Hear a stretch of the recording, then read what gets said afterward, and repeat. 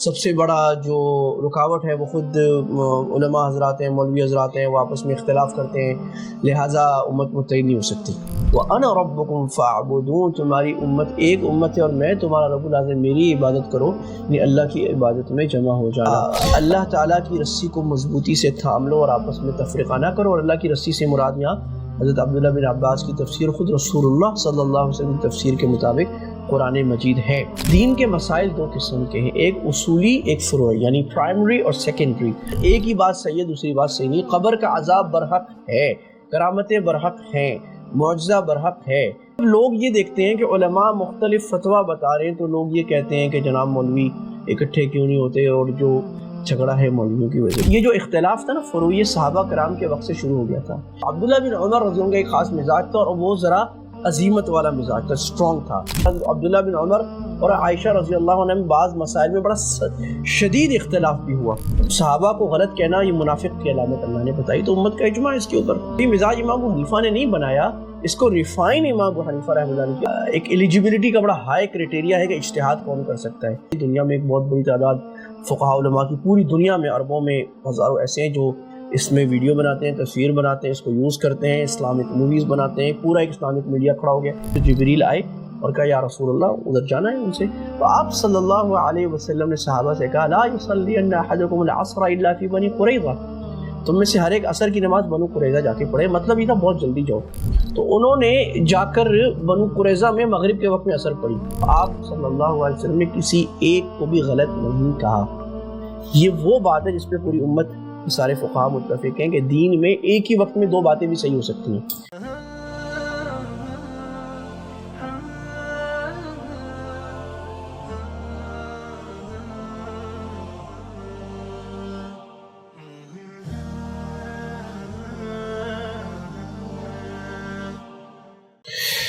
بسم اللہ الرحمن الرحیم۔ جی جناب، تو مولوی لڑتے کیوں ہیں اتنا آپس میں؟ یہ بات اکثر ہم اپنے بہت سارے دوستوں سے سنتے ہیں۔ بعض لوگ ضد میں کہتے ہیں، بعض لوگ بیچارے اخلاص سے کہتے ہیں کہ یہ کیوں ہوتا ہے کہ علماء لڑتے ہیں، مولوی لڑتے ہیں، آپس میں اختلاف کرتے ہیں، اور یہ سارے ایک بات پہ جمع کیوں نہیں ہو سکتے؟ یہ عام ہم شبہ سنتے ہیں لوگوں سے۔ تو اس کی حقیقت کیا ہے؟ یعنی لڑنے کا مطلب کیا ہے اور آپس میں جمع ہونے کا مطلب کیا ہے؟ اور بہت سارے لوگ بہت زبردست داعی ہوتے ہیں اتحادی امت کے، کہ امت کو متحد ہونا چاہیے، امت کو متحد ہونا چاہیے، اور امت کے متحد ہونے میں سب سے بڑا جو رکاوٹ ہے وہ خود علماء حضرات ہیں، مولوی حضرات ہیں، وہ آپس میں اختلاف کرتے ہیں، لہٰذا امت متحد نہیں ہو سکتی۔ تو امت کے متحد ہونے کی اہمیت بھی میں عرض کرتا ہوں، اور امت کے متحد ہونے کا مطلب اور پریگمیٹکلی کیا مطلب ہے، امت متحد کیسے ہوتی ہے، اس کی اہمیت سے تو کسی کو اختلاف دنیا میں نہیں ہوگا، کیونکہ اللہ تعالیٰ قرآن مجید میں بار بار فرما رہے ان هذه امتکم امۃ واحدہ وَأَنَا رَبُّكُمْ فَاعْبُدُونِ، تمہاری امت ایک امت ہے اور میں تمہارا رب العالمین، میری عبادت کرو، یعنی اللہ کی عبادت میں جمع ہو جانا۔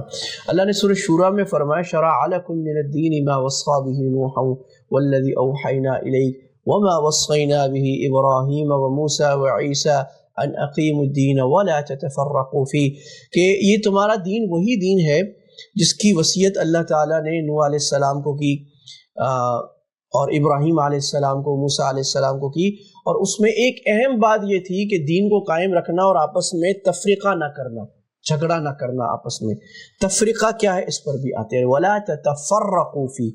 اسی طرح یہی لفظ اللہ تعالیٰ نے سورہ آل عمران میں بیان فرمایا وَاعْتَصِمُوا بِحَبْلِ اللَّهِ جَمِيعًا وَلَا تَفَرَّقُوا، اللہ تعالیٰ کی رسی کو مضبوطی سے تھام لو اور آپس میں تفریقہ نہ کرو۔ اور اللہ کی رسی سے مراد یہاں حضرت عبداللہ بن عباس کی تفسیر، خود رسول اللہ صلی اللہ علیہ وسلم کی تفسیر کے مطابق قرآن مجید ہے۔ اور اللہ تعالیٰ نے پچھلی بعض قوموں کی مخالفت بھی، مذمت بھی بیان فرمائی، من الذین فرقوا دینہم وکانوا شیعا، یہ تفریقہ کا وقت ہے۔ وہ لوگ جنہوں نے اپنے دین میں تفریقہ ڈال دیا اور وہ گروہ ہو گئے، وکانوا شیعا، گروہ ہو گئے۔ تو گروہ بندی اور اس بنیاد پر اختلاف اور جھگڑا اللہ کو پسند نہیں ہے۔ لیکن تفریقے کا مطلب کیا ہے؟ تفریقے کا مطلب ہمیں سمجھنا چاہیے، وہ یہ ہے کہ دین کے مسائل دو قسم کے ہیں، ایک اصولی، ایک فروعی، یعنی پرائمری اور سیکنڈری۔ جو پرائمری مسائل ہیں دین کے وہ تو تبدیل نہیں ہو سکتے، اور اس میں لوگ جتنا بھی اختلاف کر لیں ایک بات صحیح ہے، جیسے اللہ کی توحید، یہاں کوئی دوسری رائے رکھنے والا مسلمان نہیں ہو سکتا۔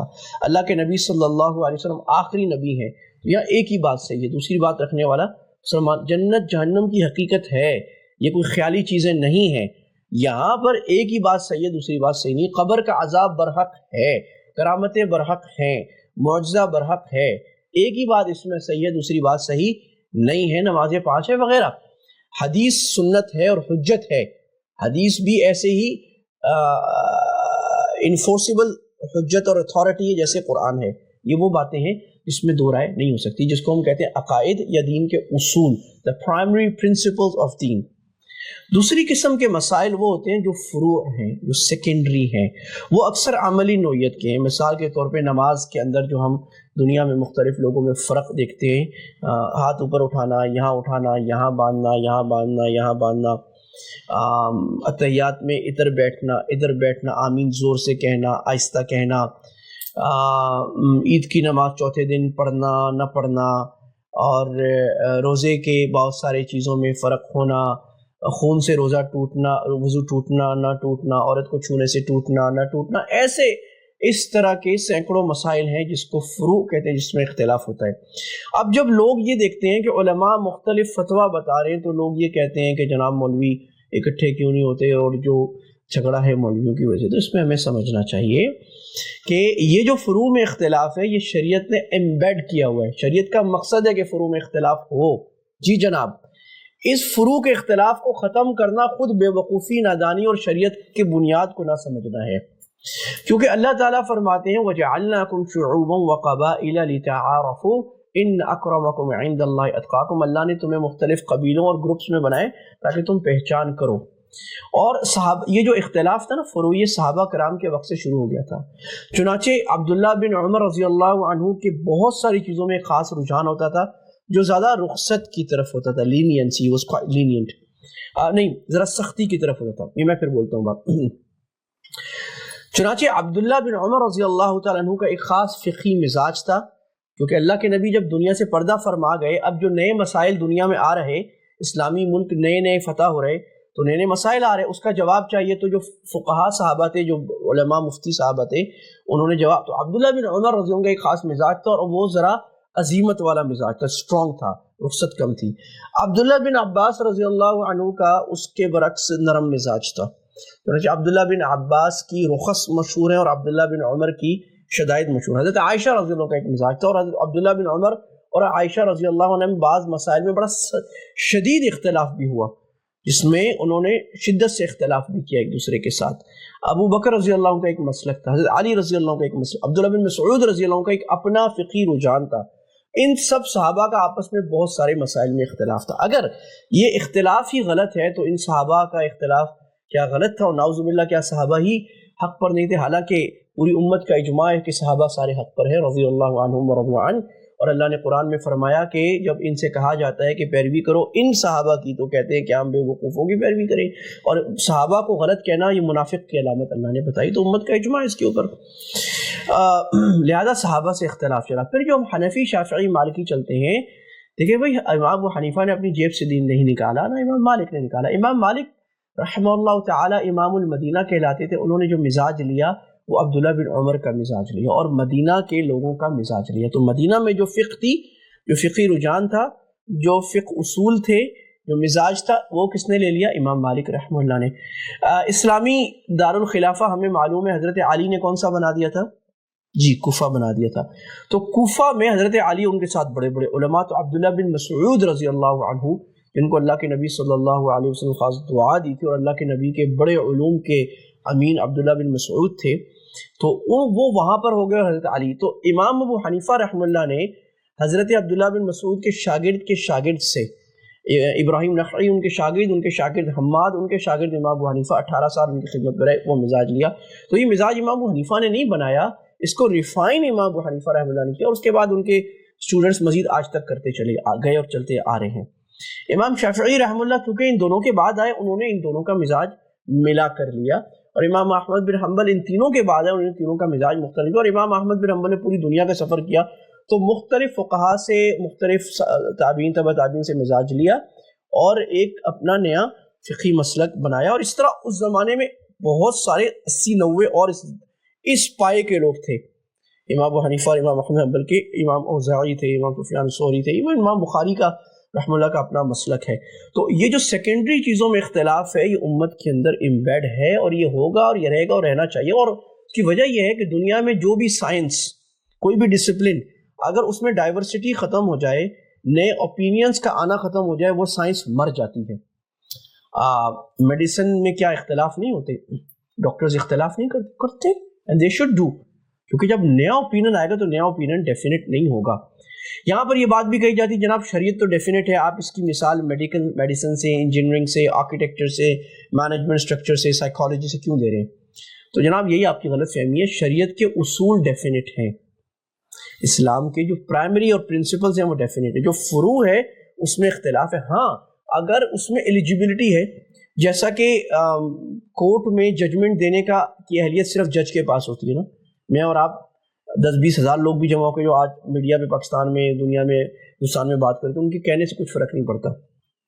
اسی طرح ایک ایلیجیبلٹی کا بڑا ہائی کرائٹیریا ہے کہ اجتہاد کون کر سکتا ہے.